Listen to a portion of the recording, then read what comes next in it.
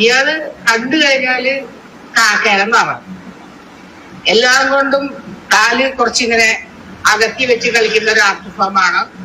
ഒരു പുരുഷൻ കാലും കവിച്ചു വെച്ചിട്ട് മോഹിനിയാട്ടം കളിക്കാന്ന് പറഞ്ഞാൽ. ചാലക്കുടിക്കാരൻ നൃത്താധ്യാപകൻ, ഇയാളെ കണ്ടാൽ കാക്കയെ പോലെ ഇരിക്കും. പെറ്റ തള്ള കണ്ടാൽ സഹിക്കില്ല. ഞാൻ ഇനിയും ഇത് തന്നെ പറയും. ചോദ്യം മലയാളി സമൂഹത്തിന് നേരെയാണ്. ചോദ്യം ചെയ്യേണ്ട സർക്കാർ മിണ്ടാതെ കണ്ണുമടച്ചിരിക്കുന്നു. എന്തുകൊണ്ടാണ് ഇങ്ങനെ സംഭവിക്കുന്നത്? അടിസ്ഥാന വിഭാഗക്കാരനായ RV രാമകൃഷ്ണന് ഇതുവരെ നീതി കിട്ടിയിട്ടില്ല.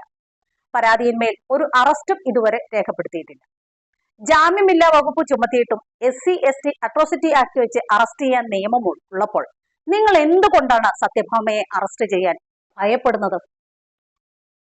കോടതി വരെ സത്യഭാമയുടെ മുൻകൂർ ജാമ്യ ഹർജി തള്ളിയതല്ലേ? എന്തുകൊണ്ടാണ് ഇടതുപക്ഷ സർക്കാർ അവരെ സംരക്ഷിക്കുന്നത്? കേവലം ഒരു സത്യഭാമയ്ക്ക് വേണ്ടിയല്ല എന്ന വ്യക്തം.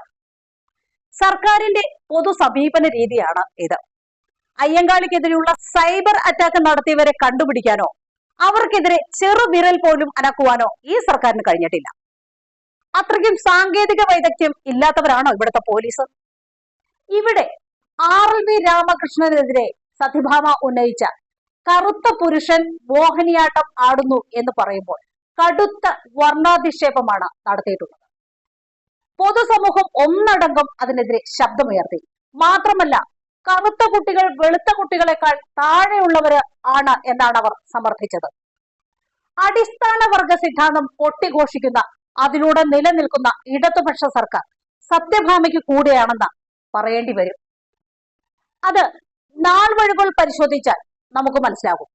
കലാമണ്ഡലം ഭരണസമിതിയിൽ CPM നോമിനിയായിരുന്നു സത്യഭാമ.